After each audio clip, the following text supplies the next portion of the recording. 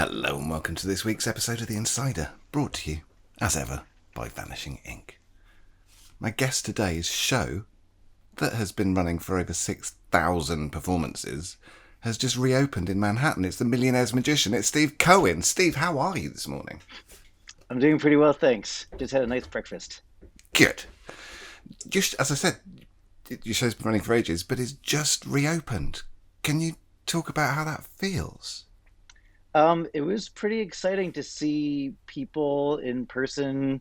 I did zero interactive virtual shows during the pandemic, so I was itching to get out and do a performance or two again. And so I started on June the 4th, and today is July 2nd, so I've done a month's worth of shows, which is already almost 20 shows. And people were really thrilled to be there. We have a lot of checks along the way, so people have to show their proof of vaccination, and I actually um, have to follow the hotel's code of mask wearing. So the hotel guests all are wearing masks, but fortunately I'm not. So I'm able to do the show as usual. And even though people are masked up, you could still see the excitement in their eyes, Yeah. and that was pretty thrilling. And you could, the excitement is definitely palpable. So I was really happy to start up again. Well, it must be wonderful. Now, you've done the show for over 20 years, and as I said, over 6,000 performances. What do you do to keep it fresh for you? Because you're the writer, the director, the performer. What do you do to keep it fresh? Well, I'm just always excited about who's in the audience, and you never know who's going to be there. And my business is really it was based on doing private shows for people of Sure. great means. And that was the Yes. original reason I started doing this show, is that I could meet people and eventually try to get invited to perform at their, yachts and private islands and whatnot. But over the course of time, the show has also taken on a life of its own, where, Mm. I'm performing for thousands and thousands of people who are just regular people, which is perfectly fine with me, and I really enjoyed that. But you never know who's going to be in the audience. So you might have, a member of the royal family from Qatar, or you might have, a-list celebrity, and you never know who's going to be in the audience until you walk out. And sometimes even then Yeah. you don't know, because it may be someone who's, not as notable. But Sure. for me, that's the thrill, is not knowing who's going to be there and who can I meet. And Yeah. Yeah. even, now I don't do it really for the, financial gain. It's really just, I want to meet interesting people. Yeah. And after the show is over, a lot of the interesting people come up when they want to just have a chat, and we start to talk with each other, and I often become friends with them. So, I've had some clients who've come to the show who say eventually, "Hey, I really enjoyed talking with you. You want to go on a trip together?" And I'd say, "Sure. Where do you want to go?" And we'll go to Barcelona, or we'll go to Madrid, or we'll go to Milan, or someplace. Go to Japan together. So this happens more often now, that I'm getting using the show as a way to meet interesting people, and I really enjoy that. How cool. Now, during the pandemic, you obviously must have been thinking about the show. And were you thinking about what new elements you could bring in or bits you could prune? Have you changed the show in any dramatic It ways? it changed I think my attitude has changed. Being a Ah. magician is kind of a bit of being a very needy person. Mm-hmm. Like, you need to have approbation, you need to have applause, you need to Sure. have people tell you how wonderful you are. Yeah. And during the pandemic, I wasn't getting any of that, and I realized I could live just fine without all the kudos, without all the pats on the back. Right. And so, when I went out and started doing these performances again, and people were, you know, giving me those pats, it actually felt a little strange, because I didn't need it. I didn't need it as much as I used to. Right. So the performance itself, I think, is kind of toned down. I've kind of become a little bit less, showmanship Mm-hmm. heavy. Like, ta-da, it's not really Yeah. that Yeah. sort of thing Yeah. anymore. It's more just like, hey, I've got something that I've worked on for a long time that I really enjoy, and I think you might like it too. And when I'm more low key about it, I think it resonates with people. So I Oh, didn't really that's work on interesting. too much new material. I mean, I do have new magic that I'm working on, that I wanted to put into the show for sure. But I never really said this is going to be my post-pandemic show, or this is going to be my Right. post-pandemic edition. It's more like whenever the act is ready, I put it in. Sure. So during the pandemic, more than anything, more than my show, I was actually working on two books. Mm. So that was really the biggest project of them all during the pandemic. Not, how do I make the show better? Because I know the show is good, Um, more or less. I'm not saying I'm the best magician in the world. Like Of I'm saying, course. the I show didn't itself interpret is it. Yeah, it's accept. kind of The show is proven itself. acceptable. The show is acceptable. The show has proven to be acceptable. So so therefore, like what I wanted to do was use my time in a different way, and so I ended up writing one book, which is a art book with Asaline, the publisher, and that's like a coffee table book. Is And that then the the second confronting book is magic one? that's confronting magic, yes. And then the second book, which is now being laid out for the printer, Hmm. is called Max Malini, and that's the title of the book, but it's also the subject of the book. And that's over 500 pages. It's close to 600 pages, all about Molini's magic, his life, his secrets. I've got so much information, some memorabilia people have not seen. So Ah, it's going to be pretty impressive when people see it. tell us about Malini. What is it about him that fascinates you so much? Well, I read about this in the beginning of the book, saying that I read about Molini in Ricky Jay's book, Learned Pigs and Fireproof Women, when Hmm. I was about 14 or 15 years old.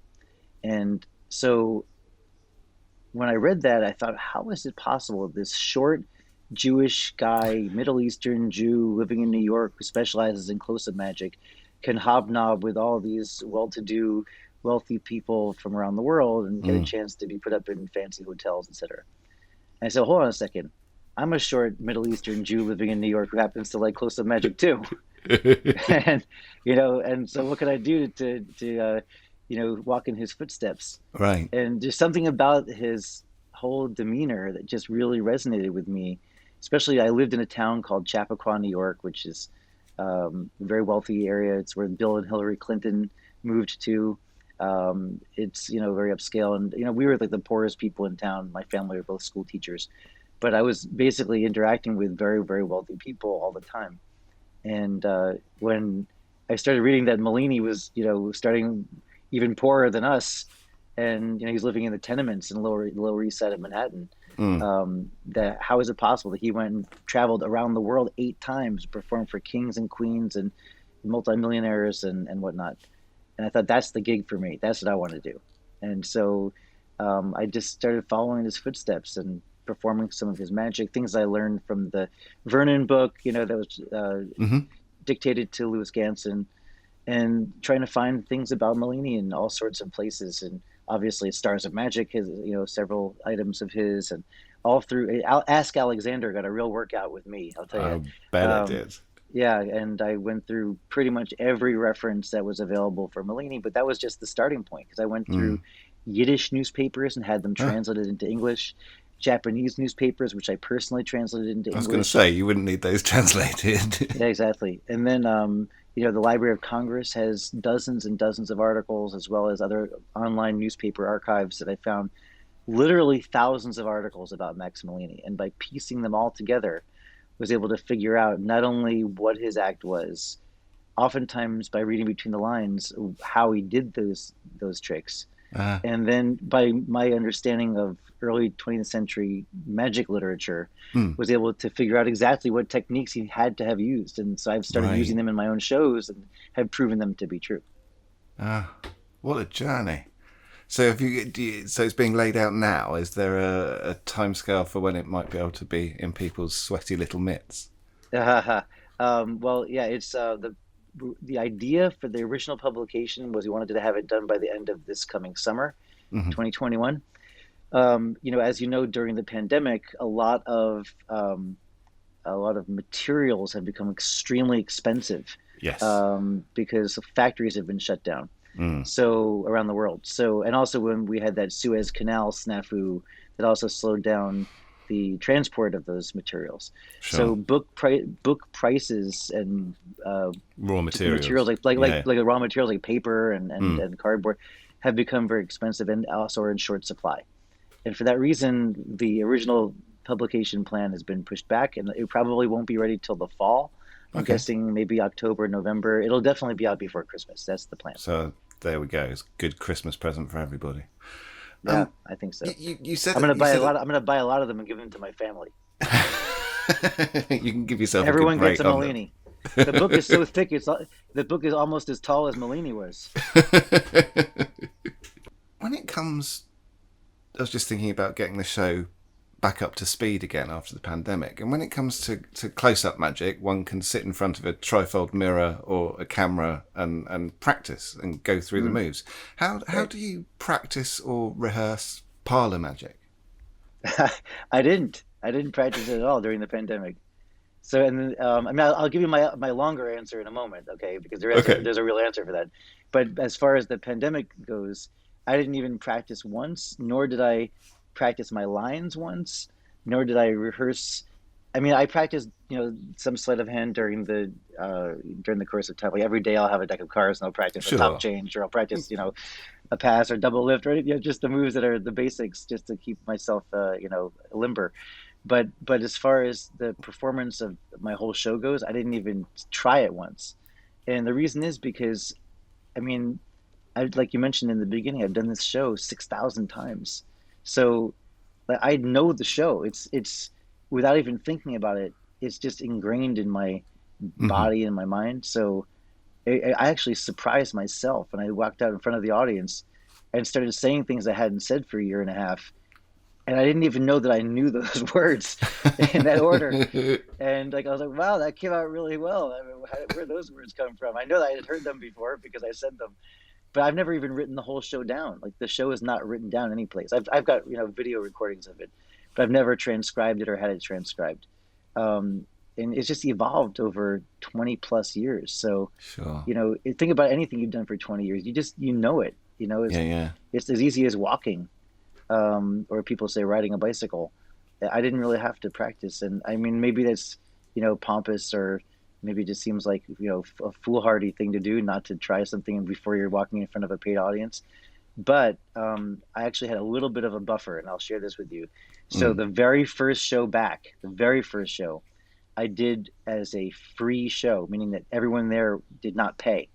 sure. Okay, and so I figured if I messed up in any way, whether it was a flubbed line or a flubbed move or whatever it was, or something got exposed, then no one could complain because they were all They didn't there pay as my anything. Yeah. guests. But on the flip side of that, everyone who I invited was specifically invited because I invited the entire audience was filled with first responders, who have Uh, put their lives on the line for New Yorkers over the past year and a half. oh, And so I invited hospital workers and firefighters and all sorts of people who had just been giving and giving and giving, doctors, nurses, EMTs, how anyone wonderful. who has been on the front line. So we brought them in and filled the audience with people who really needed some respite from all the tension.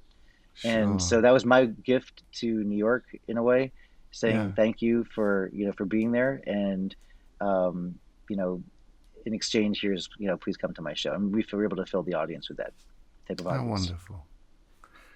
Now we're exiting the pandemic.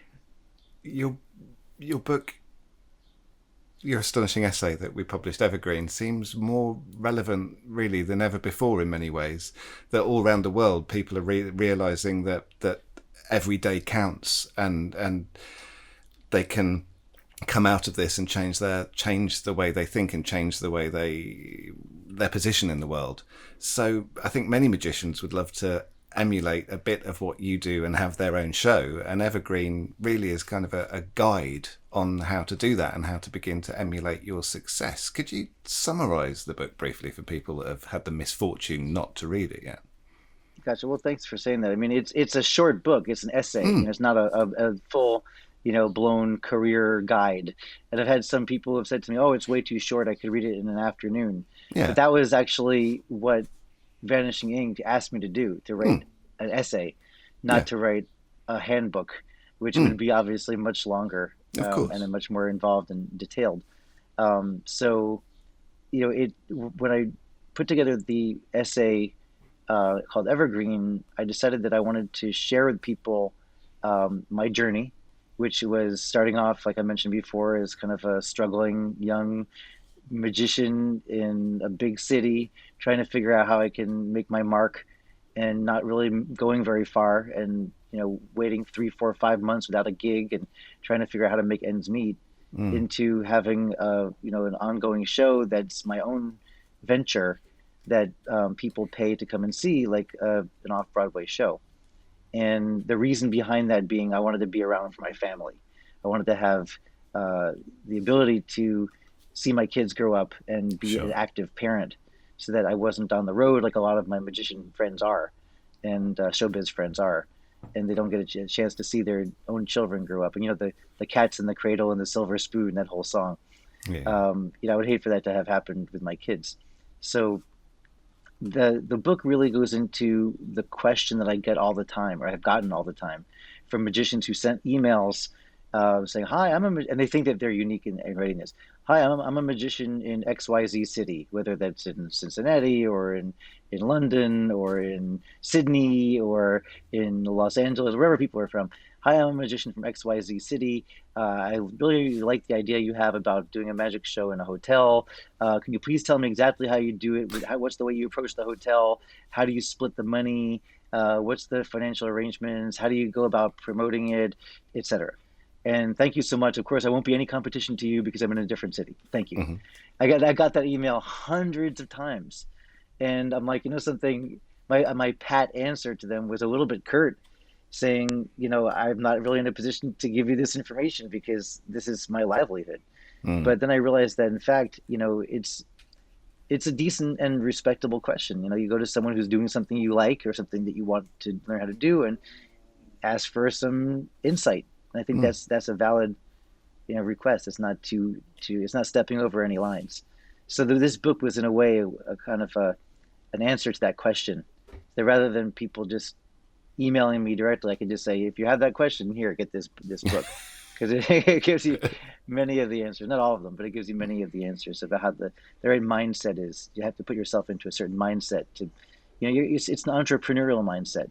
It's Mm. not just about being a good magician, and I don't think I'm the best magician. I mean, there's probably, I could name dozens of magicians who are better than me with technique and with presentations and whatnot. But I've figured out a way to use my own personality. So I think that what you're really selling is not your tricks. You're selling your personality and the experience of being with this specific person. Yeah. Um, that's what I excel at, and so I put that into a book as best as I could. Say that this is, you're an entrepreneur selling a version of yourself and an experience of being with that person. I very much enjoyed reading it when we published it, and anybody who's bored with hustling close up and strives to have their own show could do a lot better. It could do a lot worse than reading it. No, they could do a lot better. They could do a lot better. I read in an interview with you, and I'm going to quote: "My design parameter when creating a magic show is to make magic that lasts in your head longer." Unquote. How do you do that? What are the considerations to make magic last in someone's head? Right, well, it's more about creating visual pictures and visual images and creating scenarios that people can resonate with. Okay. And, if it's always about look at what I can do in my hands, then, people they're going to be visually stimulated the moment they leave the room. And Mm. they'll see something else that visually captures them and go, oh, that was interesting. Or then they'll remember something else. Oh, that was interesting. But, if there's a question that's answered, if there's a desire, a deeper desire that's fulfilled, if you put the person into a scenario that they they're bound to remember, only because they're a part of the entire equation, that's when it starts to become more than just a visual stimulation. So, for instance, I mean, one of the best examples I could think of is the Any Drink Called For Think a Drink that I do on my show. I've been doing since 2002, I think. So it's been almost 20 years of performing that, having performed and poured probably about, I don't know, 10 or 20,000 drinks for different people. And so people ask for their favorite beverage, and then I pour their favorite drink, and then they get to taste it. And you know, because it's wish fulfillment, Yeah. that's why Yeah. people are remembering it better. If Yeah. I was just to pour like five different or six different drinks that I liked, then people would say, "Oh yeah, there was a guy who poured a bunch of drinks." But if someone says, "Oh yeah, I want to have a Mai Tai with Malibu flavor, Malibu coconut rum, and I pour exactly that drink, then they're like, this guy is unbelievable. My favorite drink is a Malibu coconut rum and pineapple juice. And he just picked up a pot and poured it. Or if you say like, okay, someone asks for for a Powerade, sports drink. And it's okay, which color do you want? Blue, red, purple, green, yellow, whatever you like. And they say, I want to have purple. And I pick it up and pour a purple, Powerade. Yeah, yeah, You can't beat that. And people are going to remember it because it happened to them. And that's really what sure. it boils down to is people can walk away saying it happened to me. Yeah, And, the moment you can have people say those few words is when it becomes more of a memorable experience. absolutely. Despite performing in the same room every week, your props are minimal and could probably carry most of them in your pocket. Why aren't you taking advantage of the fact that you're not having to schlep around the country all the time and do bigger things in the one room that you're performing in? Oh, okay. I see your question. So um,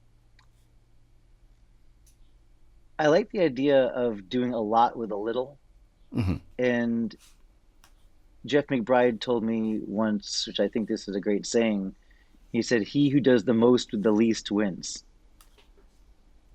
And that makes a lot of sense to me. It always has. And it's not because I have to be a commando performer like Jeff talks about. Hmm.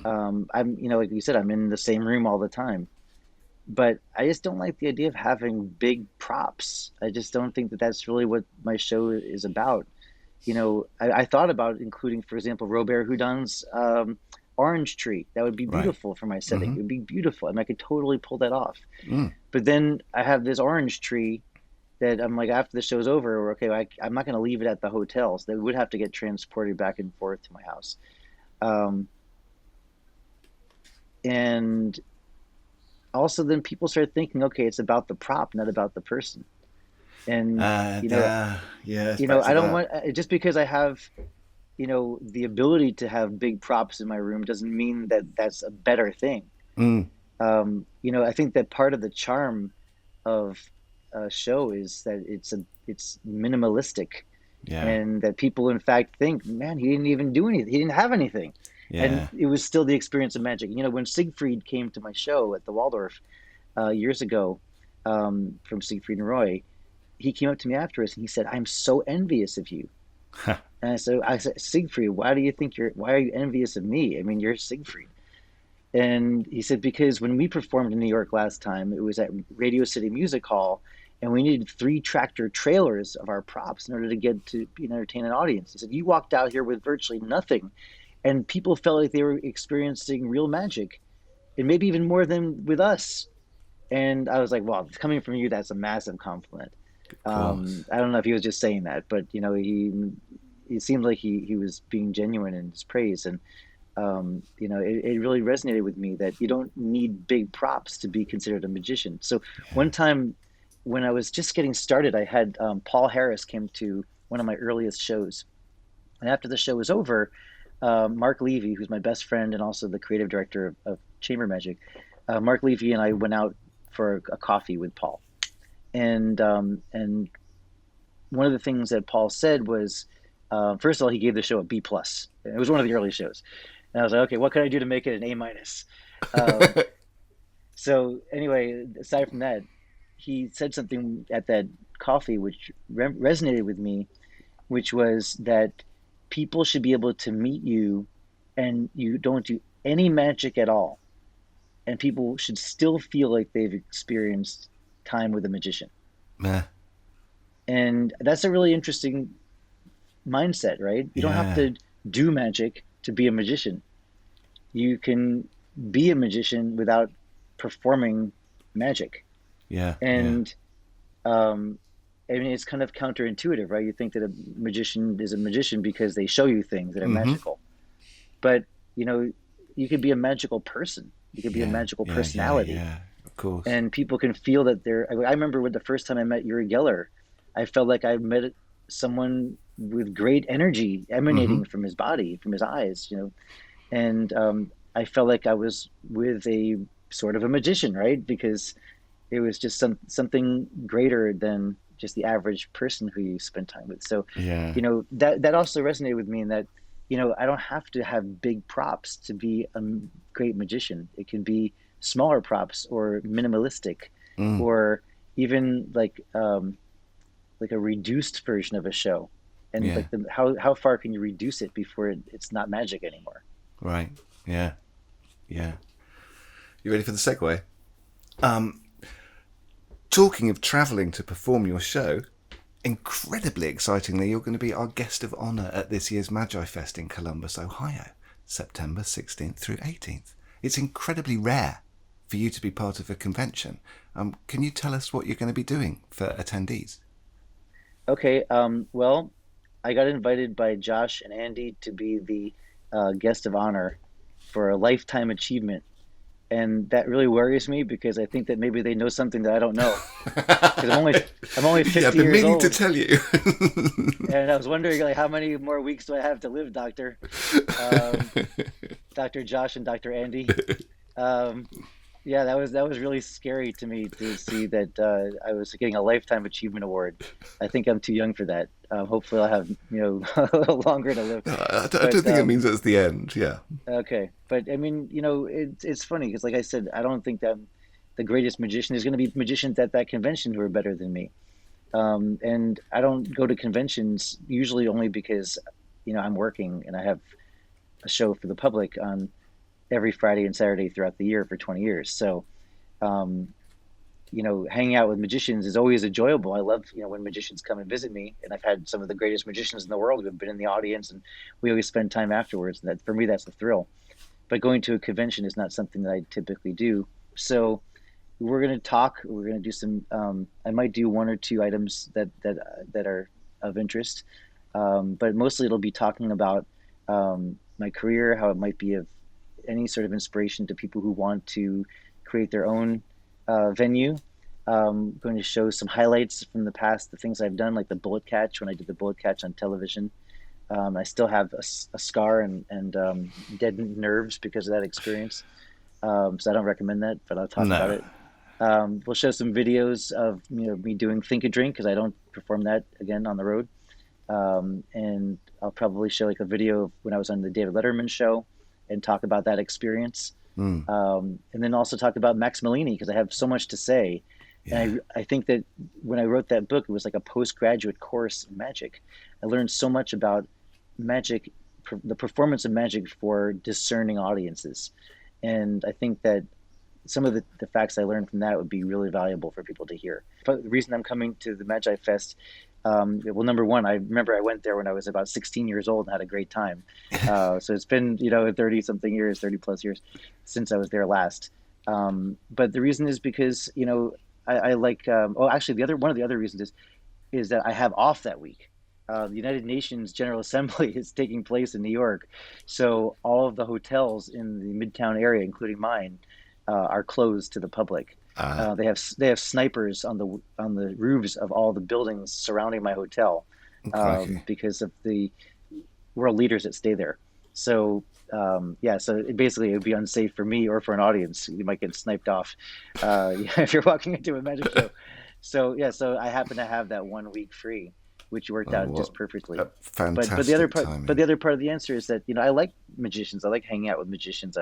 I'm an amateur magician. I mean, I've been doing this for a long time, but I'm just an amateur. I'm just like anyone else. I love learning new tricks, seeing new tricks. I just like the enjoyment of being opened up to new techniques and new psychological principles, and all of the stuff that you see at a magic convention is of great interest to me.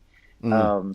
But I don't think I have that much to contribute as far as the magic end of it. But hopefully, the other things I bring to the table will be of interest to some of the visitors. I'm absolutely sure they will, Steve. We're out of time, but we always end the show with 4 quick fire questions. Are you ready? Okay, sure, go ahead. Favorite pizza topping? Um, I like prosciutto and arugula. That's prosciutto and rocket for English listeners. Favorite movie? Um, Prosciutto and arugula. It should be a title for a movie. It would be great. Should be. I like House of Games, Okay.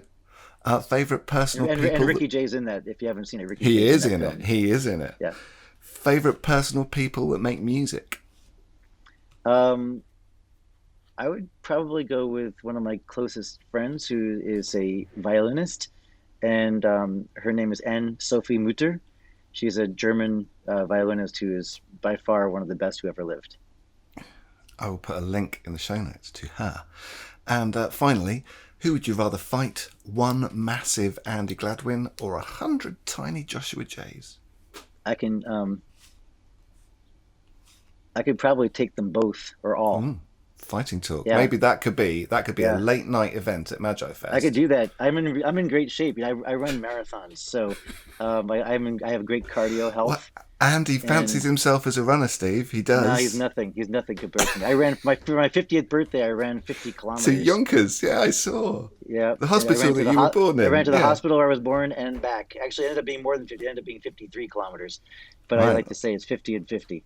Okay, So well. I can take any of them. I could take even if you reversed it. I could do the opposite. So 100 tiny Andes and one massive Joshua J. I could take them. It doesn't matter. You put them in a room with me, and you don't even have to have padding on the walls. It's simple. Steve Like there's gonna be Cohen. blood. It's a blood sport for me.